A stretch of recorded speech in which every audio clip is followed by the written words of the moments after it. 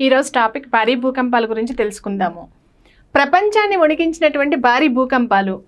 Russia తీరంలోని కంచట్కా ద్వీపకల్పంలో భారీ భూకంపం సంభవించింది. దీని తీవ్రత ఎంతుంది అనేసి అంటే రిక్టర్ స్కేల్పై 8.8గా నమోదైంది. రిక్టర్ ఎంత నమోదైంది అనేసి అంటే 8.8గా నమోదైంది.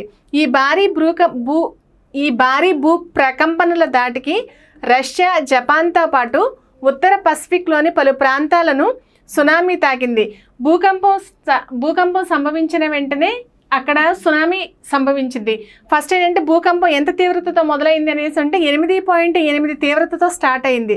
ఆ దాటికి రష్యా, జపాన్తో పాటు ఉత్తర పసిఫిక్లోని పలు ప్రాంతాలను సునామీ తాకింది. ఇక్కడ చూస్తే ఇక్కడ గమనించుకుంటే మీకు తెలుస్తుంది అనమాట. ఇక్కడ కంచట్కా ప్రాంతం, ఈ కంచట్కా ప్రాంతం నుంచి జపాన్, రష్యా, ఇక్కడ ఈ ఉత్తర పసిఫిక్ ప్రాంతంలోకి ఈ ఎఫెక్ట్ అంటే సునామీ ఎఫెక్ట్ బాగా కనిపిస్తుంది. పసిఫిక్ ప్రాంతంలో 2011 తర్వాత ఇదే అత్యంత భారీ భూకంపం. అంటే ఫస్ట్ భూకంపం ఎప్పుడు సంభవించిందంటే 2011వ సంవత్సరంలో భారీ భూకంపం సంభవించింది. అది రిక్టర్ స్కేల్పై 8.7 పాయింట్స్ వచ్చింది అనమాట. అంటే 2011లో వచ్చిందే భారీ భూకంపం అనుకున్నాము. కానీ ఇప్పుడు ఈ సంవత్సరం 2025వ సంవత్సరంలో 8.8 నమోదయ్యింది. ప్రపంచాన్ని వణికించినటువంటి 10 అతి భారీ భూకంపాలను పరిశీలిద్దాం ఇప్పుడు. అంటే ఇప్పుడు నిన్న రష్యాలో వచ్చిందని తెలుసుకుందాం కదా. ఇప్పుడు ప్రపంచంలోనే వచ్చినటువంటి 10 అతి భారీ భూకంపాలను పరిశీలిస్తే చిలీలో 1960 మే 22న అతి భారీ భూకంపం సంభవించింది. బయోబియో ప్రాంతంలో 9.5 తీవ్రతతో కూడినటువంటి భూకంపాన్ని వాల్డివియా భూకంపం లేదా గ్రేట్ చిలీ భూకంపం అని పిలుస్తారు. 1960 సంవత్సరంలో సంభవించినటువంటి భూకంపాన్ని ఏమని పిలుస్తారు అనేసి అంటే వాల్డివియా భూకంపం లేదా గ్రేట్ చిలీ భూకంపం అని పిలుస్తారు.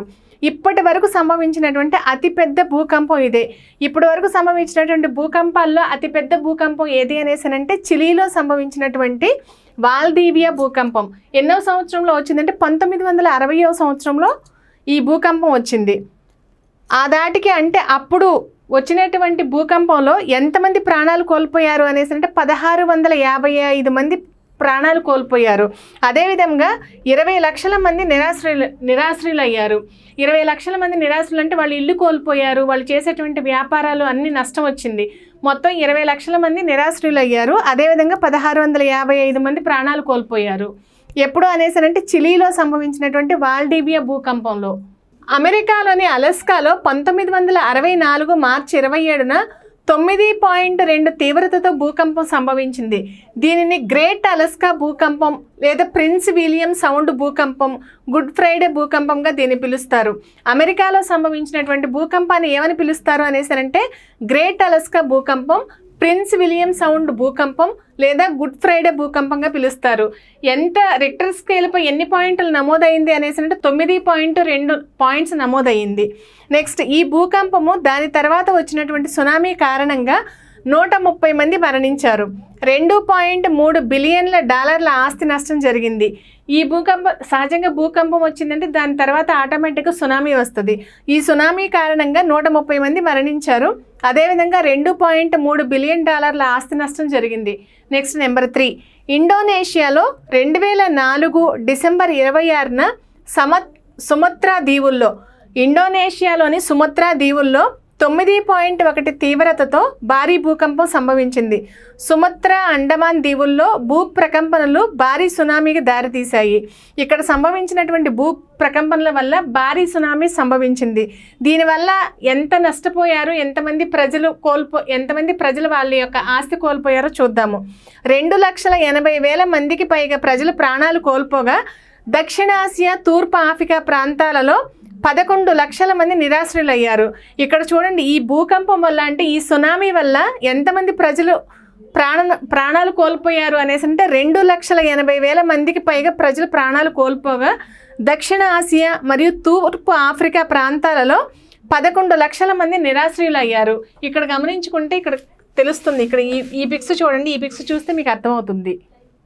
నెంబర్ 4, జపాన్లోని తోహాకు ప్రాంతంలో 2011 మార్చి 11న 9.1 తీవ్రతతో భూకంపం సంభవించింది.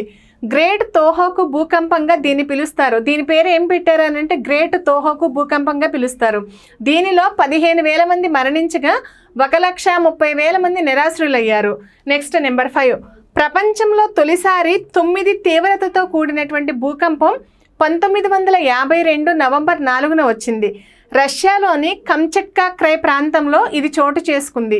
హవాయిని తాకినటువంటి ప్రకంపనలు భారీ సునామీకి దారితీశాయి. భూకంపంలో $1 మిలియన్ ఆస్తి నష్టం జరిగింది. ఈ భూకంపంలో ఎంత ఆస్తి నష్టం జరిగింది అనేసి అంటే $1 మిలియన్ ఆస్తి నష్టం చోటు చేసుకుంది. నెక్స్ట్ నెంబర్ 6, చిలీలోని బయోబియోలో మరోసారి 2010 ఫిబ్రవరి 27న 8.8 తీవ్రతతో కూడినటువంటి భూ ప్రకంపనలు సంభవించాయి. దీనిలో 523 మంది ప్రాణాలు కోల్పోగా 3,70,000 మంది నిరాశ్రులయ్యారు. చిలీలోని బయోబియోలో మరోసారి అనేసి 2010 సంవత్సరంలో జరిగిన తర్వాత అంతకుముందు ఎప్పుడు జరిగిందంటే 1960 సంవత్సరంలో కూడా సంభవించింది. మరొకసారి 2010 ఫిబ్రవరి 27న 8.8 తీవ్రతతో కూడినటువంటి భూ ప్రకంపనలు సంభవించాయి. అక్కడ 523 మంది ప్రాణాలు కోల్పోగా 3,70,000 మంది నిరాశ్రులయ్యారు. 1906 జనవరి 31న ఈక్వెడార్ కొలంబియాలో 8.8 తీవ్రతతో భూకంపం వచ్చి సునామీగా మారడంతో 1,500 మంది ప్రాణాలు కోల్పోయారు. 1906లో ఈక్వెడార్ కొలంబియాలో కూడా భూకంపం సంభవించింది. నెక్స్ట్, అమెరికాలోని అలస్కాలో ర్యాట్ దీవులకు సమీపంలో 1965 ఫిబ్రవరి 4న 8.6 తీవ్రతతో భూకంపం వచ్చింది. 35 అడుగుల ఎత్తులో సునామీ అలలు విరుచుకుపడ్డాయి. 2 దీవుల్లోనూ స్వల్ప నష్టం జరిగింది. అక్కడ స్వల్ప నష్టమే జరిగిందంట. ఎన్ని అడుగుల ఎత్తులో సునామీ సంభవించింది అనేసి అంటే 35 అడుగుల ఎత్తులో ఈ సునామీ అలలు విరుచుకుపడ్డాయి. ఎక్కడంటే అమెరికాలోని అలస్కాలో ర్యాట్ దీవుల్లో. ఎంత తీవ్రతతో అంటే 8.6 తీవ్రతతో భూకంపం సంభవించినప్పుడు 35 అడుగుల ఎత్తులో సునామీ అలలు విరుచుకుపడ్డాయి. నెక్స్ట్, అరుణాచల్ ప్రదేశ్లో 1950 ఆగస్టు 15న 8.6 తీవ్రతతో భూ ప్రకంపనలు చోటు చేసుకున్నాయి. దీన్ని అస్సాం టిబెట్ భూకంపంగా పిలుస్తారు. దీన్ని ఏమని పిలుస్తారు అంటే అరుణాచల్ ప్రదేశ్లో సంభవించినటువంటి భూ ప్రకంపనలను అస్సాం టిబెట్ భూకంపంగా పిలుస్తారు. ఈ ఘటనలో దాదాపు 750 మంది మరణించారు. ఈ ఘటనలో ఎంతమంది మరణించారు అనేసి అంటే 780 మంది మరణించారు. నెక్స్ట్ నెంబర్ 10, ఇండోనేషియాలోని ఉత్తర సుమిత్రా తీరంలో 2012లో భారీ భూకంపం సంభవించింది. దీని యొక్క తీవ్రత ఎంత అనేసి అంటే 8.6 తీవ్రతతో ఈ ప్రకంపనలు చోటు చేసుకున్నాయి. ఇప్పటి వరకు మనం ప్రపంచంలో జరిగినటువంటి అతి భారీ భూ ప్రకంపనల గురించి తెలుసుకున్నాము. Thank you.